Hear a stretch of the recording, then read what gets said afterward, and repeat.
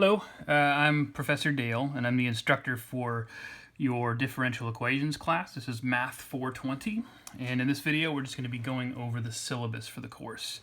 First off, I want to mention that I have two sections of this class this semester. This syllabus has the course code 17345. My other section has a different course code.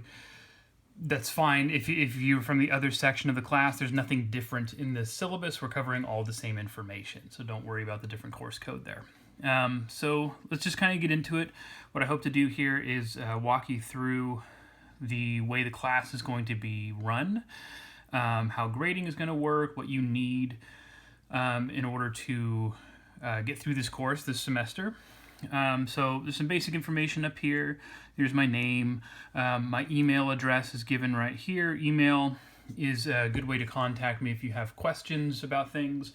I am going to talk a little bit about what to do if you have questions regarding course material like lectures, homework, and stuff like that. I'm actually going to ask you to not email me with those kinds of questions. There's a different way we're going to go about that. In fact, I'll talk about that right now because office hours is the next thing on my syllabus here. So office hours, Monday through Friday, 9 a.m. through 10 a.m.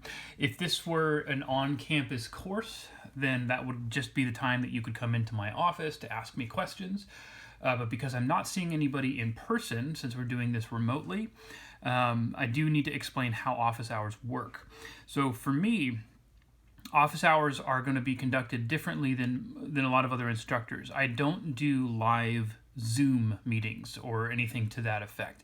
I don't have availability to do that. So instead, the way that we do office hours is when you have questions regarding either the lectures that I'm going to be posting in the form of videos or on homework problems, I'm going to set up discussion topics in our Canvas page. And it's just a discussion forum style thing. So what you do is you post questions in the appropriate topics, and you this time each day, 9 a.m. to 10 a.m. is a time that I'm setting aside to make sure I'm available to answer those questions. Now, I may end up answering your questions at different times, but I can't guarantee my availability outside of this time. So that's kind of how that works. I'll talk a little bit more about the discussion forums in a moment. That's on this syllabus as well. But let's keep moving along. The textbook is given here. It's a first course in differential equations with modeling applications by Zill, and excuse me, we're using the 11th edition of that book. That's the current edition. Somebody had emailed me recently asking if it's okay if we get a new or a used copy. That doesn't matter. You just need a copy of the textbook, either in electronic form or as a physical textbook, new or used. It needs to be the current edition because I assign all of the homework out of the book, and if you get a different edition, the homework problems may not be the same. So that's why that matters. Outside of the textbook, I'm not asking you to get anything else. You don't need, there's no, My Math Lab, there's no online homework component. It's all handwritten stuff, and we'll talk more about that in a little bit as well. Now, I didn't mention this on here, but I do want to talk a little bit about the prerequisites for this course. So if you look on the course catalog, it says that the prerequisite for this course is Calculus 2. That's Math 401 at our college. And while that is technically all you need to get through this class, you will greatly benefit from having taken Calculus 3 and or linear algebra. In fact, you'll benefit a lot more from having had linear algebra going throughout this course. The reason for that is because we do actually use topics from both of those classes. We are going, right from the very beginning, actually, we're going to be making some mention of partial derivatives. We're not doing a bunch with that idea, but it is going to be kind of a part of some of the things we talk about initially. Partial derivatives are talked about in Calculus 3. The linear algebra stuff that we're going to be using determinants. We're going to be talking about linear independence. We're going to be talking about linear combinations and linear transformations. Those are all topics that you talk about in linear algebra. Now again, because linear algebra is not a prerequisite for this course, I can't assume that you know what those things are. So we are going to introduce them in this class. But because this isn't a linear algebra class, it's going to be a very, very brief introduction to those topics. So I mention that because if you haven't had Calculus 3 or linear algebra, you're still okay to be in this class. But if you want a head start on some of those topics, some of the things I just mentioned, you can kind of look into those a little bit yourself, or you can wait until I introduce them in the lectures. I have taught both Calculus 3 and linear algebra remotely, so on my YouTube channel where these videos are going to be hosted, you'll find playlists for my Calculus 3 and my linear algebra videos. You can use those as a reference if you want to also. But anyways, that's enough about the prerequisites. I'm not going to read this stuff to you here. This is just a description of the course from the course catalog, and these are our student learning outcomes. I encourage you to read this on your own. This bulleted list right here is a list of everything that you should know by the time the semester is over. It's not a super detailed list. It's very general, but these are the topics that we should hit by the end of the course. Right here about the middle of this first page is my motto that I put on all of my courses that I teach. It's a little cliche, but it's very true. It says, remember, math is not a spectator sport. Nobody becomes proficient at math simply by listening to lectures. The key to success is practice, practice, practice. I'm not a big fan of cliches. That feels very cliche to me, but it's also just very true. I think, by this point in your mathematical careers, you've made it all the way to differential equations. You should know that you don't skate by in a math class just by listening to the lectures. It's a very hands-on discipline. You have to get your hands dirty, meaning, do the homework. So past that motto, I start talking about lectures. This is where I start to talk about how the class is going to be conducted. And I think this is the information that you're more interested in getting. So teaching this class remotely, I'm trying to make things somewhat streamlined. I don't want you to have too much to focus on with my class. I want it to kind of be straightforward, to the point, that kind of stuff. So basically, everything that we do is done from our Canvas page. And hopefully you know about Canvas, but that's where you're going to be accessing all of your online courses, I imagine. What I'm going to do in Canvas is in the modules tab, which you'll find as soon as you're on our course page. I'm going to post weekly modules. They'll be titled week 1, week 2, week 3, and so on. And they'll show up midnight on the Monday of each corresponding week, unless we don't have school on a Monday. Our first week of school is actually Tuesday. Monday is a holiday, but they'll show up at the beginning of each week. In those modules, you'll find our lecture videos for whichever topics we're covering that week. And in my lecture videos, I do basically what I'm doing here. I have a page in front of me with my lecture notes. I work through examples by hand and all that. And what I do with those notes is I scan copies of them and I post the PDFs of those scanned notes in those modules as well. So you can, have a copy of the notes if you want them, in addition to having those lecture videos. I will teach, so basically you get the full set of lecture videos for a week at the beginning of the week, and then whichever topics we cover that week, you are responsible for working through the homework for those sections. And I'm going to talk about homework in a little bit, so we'll come back to that topic. Okay, but that's how you access the lectures, is in those weekly modules that I post. In addition, on Canvas, you have a discussions tab. And the discussions tab is where you can go to ask questions. I briefly talked about that at the beginning of this video. So there's two different types of topics, and then there's one like general topic. So if you go to the discussions tab, you'll see a bunch of topics. Some of them are labeled something like, chapter 1 lectures, or chapter 2 lectures, or chapter 1 homework, chapter 2 homework. That's where you ask your questions on the lecture videos or the homework. I do ask that if you're going to post questions, that you be as specific as possible. So as an example, if you have a question on a homework problem, I want to know what you tried. It's okay if you're completely stumped right from the beginning and you can tell me that, but what I don't like is when students just post a question saying, how do you do number 36? because that doesn't tell me that you even tried it. It tells me that at best you probably looked at it for 3 seconds and decided, nope, too hard, I'm going to ask the instructor. In a class like this, you have to try some stuff and see if it works before throwing in the towel. So tell me, if it's a homework problem, for example, tell me what you tried and where specifically you're feeling stuck. And that helps me direct my question to a little bit more effectively, I guess, or direct my answer a little more effectively. So that's a little bit on the discussion stuff. And then again, I mentioned my office hours before. That's the time each weekday that I'm available to answer those questions. And again, I will on certain days be available at other times to answer questions. It's just not a consistent availability.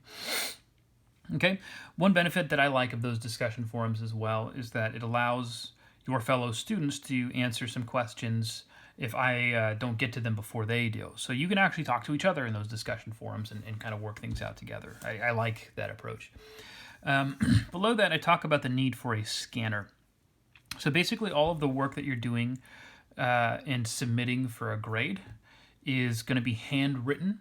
There's no, like I said before, there's no My Math Lab or online homework program that I'm asking you to use. It's all handwritten straight from the book. Same with the exams. I'm going to post exams, and we'll talk about that a little bit later. Your exams are handwritten, and then you scan them to submit them to me. You don't need to have a hardware scanner. Like, you don't need to have a printer scanner combo kind of a thing. If you have one, that's fine. That works. That's great. But I think most, if not all of us, have smartphones now, and there's plenty of free apps available that you utilize your camera and your phone to scan things. So one of the first assignments I'm going to give you guys is a file submission test. And it's not a test. It's to see if you can scan a document, a multi-page document, and submit it the way that I want you to submit homework assignments. That's going to help me or help you understand the process of submitting things in this format. What I'm asking you to do, anytime you submit a homework assignment or a test or something like that, is to scan the entire assignment, the entire thing, as one PDF. It has to be a PDF. And most of these scanners will scan to a PDF automatically. I don't want JPEG files or anything else. It has to be PDFs. And you have to know how to scan things multiple pages in one file. It's not hard to do, but if you don't know how to do it, whatever app you end up using, Cam Scanner is the one I'm recommending here. There's tutorial videos out there that'll show you how to do this. It's not super complicated. Moving on to homework. So there's only a couple of things that you're being graded on in this course: homework and exams, and then there's a final exam. That's basically it. Homework is going to be 30% of your grade. When I teach courses on campus, I usually make homework only 10% of your grade. And the reason for that is because I'm usually doing other things as well. I'm doing quizzes. In a lot of my classes, I do a warm-up exercise at the beginning of each class, and that contributes to your grade as well. Online, I don't want to be doing all that. So homework takes up a bigger chunk of your grade here, 30%. The way homework works is you're turning it in on a weekly basis. If you go into Canvas, in the modules, you're going to find a module called homework, and in there is a homework assignment sheet. On that homework assignment sheet, it's going to show you all of the assigned work for the whole semester, and it's given by section. So section 1.1 of our book, there's homework there. Section 1.2, there's homework there. You're going to use that as your guide for what problems you're supposed to be working on. And then just to give you an example, the first week we're going to be covering sections 1.1 and 1.2. So that means that during week 1 of the course, you should be working through the assignment for sections 1.1 and 1.2. That assignment will be due the following Monday by 11:59 p.m. that night. That's the due date for that. You submit it by scanning all of your pages in order, and I do want the whole thing, like I said before, as one file. I don't want a separate section for 1.1 and 1.2. Don't give me two PDFs. one for each section. I want one whole PDF for the whole thing. I know it feels like I'm beating a dead horse here, but I've done this enough now where it doesn't matter how many times I tell people, please give me one file, just give me one file. People still don't do it, so I have to kind of drill that in. Anyways, the way I grade homework is completely based off of completion. I'm not looking for correct answers. I'm not going through and grading for correctness anywhere. I'm basically looking to see, did you try all the problems, and did you do something more than copy an answer out of the back of the book? Because in differential equations, most problems require a pretty substantial amount of work. I can see if you did the work or not. That's how I'm going to grade that. It looks like you tried everything, looks like you put the actual work in. I'll give you full credit. I'm not checking to see if anything's correct, right? Each individual section of an assignment is worth 5 points. So again, our first assignment is sections 1.1 and 1.2. Each of those sections is worth 5 points, so your first homework assignment will be worth 10 points total. Okay? You scan your homework, like I said before, and you submit it in the appropriate assignment in Canvas. It's pretty straightforward how you do that. Let's go ahead and move on. I'm going to talk about exams next. Exams, I said here we have 4 exams. Actually, you change that. It's 3 exams that we're having in this class. I changed my mind about that after writing this syllabus. I want to keep it to 3 exams plus a final. I do drop your lowest exam score. So that's going to have a pretty significant impact on your grade. You do have one freebie, meaning I'm only counting your 2 highest test scores. Exams are going to be given on specific days, but you get to choose what time you want to take the exam on that given day. So for a typical exam, I'm going to give you 2 hours and 15 minutes to complete it. And as soon as you access the exam, you'll get to the exam in a little tab in Canvas called Quizzes. And then as soon as you say, take this quiz, a timer will start counting down. It'll give you a link to a PDF that you download. You can either print that PDF out and work directly on your printout, or you can take a separate sheet of paper if you don't want to use a printer, and write down your answers. If you're going to do that, I ask that you also write the questions down, and that you do so really neatly and keep it organized so I know what I'm looking at. But in either case, you're going to write out your test, your completed exam, scan it, and then submit it in that same quizzes module thing that I put up on Canvas. The reason it's 2 hours and 15 minutes, I write my exams to be 2-hour exams. The extra 15 minutes here is to make sure that you have time to scan it, to submit it in Canvas, and it's if you encounter some kind of small technical difficulty, it should give you a little bit of time to figure that out if you've completed the exam after 2 hours. So you really kind of want to think of the 2 hours here as the time that you have for your test. And even though, you can kind of continue on into these 15 minutes with your exam, you kind of want that extra time to make sure you can submit it. If you run sometimes there's technical difficulties that are outside of your control, like your internet goes down in the middle of an exam, or Canvas is just acting up for whatever reason. That happens, and that's okay. If you encounter that, what I'm asking you to do is to still scan your exam, but email it to me to that email address at the top of the first page of this syllabus, and explain why you're doing that. Tell me what your technical difficulty was. Canvas is not accepting my PDF for some reason. I can't figure out why, so I'm emailing it to you. I'll still accept it, and what I do there, I can see on my end on Canvas when you started an exam. So if you email an exam to me, I can correlate the time that I received that email to the time that you started your exam to make sure that you're not sending it to me like 5 hours after you started it, right? That tells me that you still completed the exam in the time limit. So keep that in mind. I'll probably remind people of that once we get closer to our first exam date. To look for when exams are, go to the modules in Canvas and look for a module called Syllabus and Calendar. Specifically, find the calendar file in there. And the first page of that calendar is going to show you what topics we're covering each week of the semester. and also, what assignments will be due and their due dates. There's a second page to that document, and if you scroll down to that second page, it's going to show you the due dates for all, or it's going to show you the dates of all of our exams and our final exam.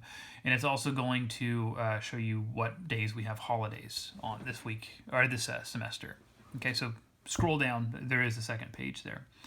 Exams cumulatively are worth 50% of your grade, and since I'm only taking your top 2 exam scores, you can kind of think of each of those 2 exam scores as being 25% of your grade. They're a substantial part of your grade. Make sure you're prepared for those. One other thing I do want to mention on exams, having now been teaching remotely for a couple of semesters, I am aware of the challenges of doing this remotely, one of which is cheating. I do talk about cheating a little bit down here, but I am intimately aware and familiar with websites like Slater, Chegg, which is the popular one right now, forums out there where people get math help. And just to kind of give you a little bit of history here. So over the summertime, I taught a linear algebra course and gave an exam, and saw a lot of people answering one particular question kind of a bizarre way, not the way that I would have taught it.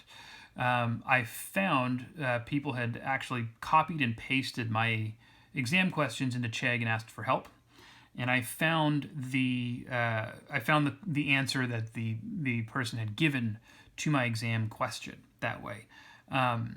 Those people all got zeros. It was a lot of zeros on that particular question. And then future offenses where I caught that were just getting zeros on exams. So I am not at all shy about giving zeros when I suspect cheating.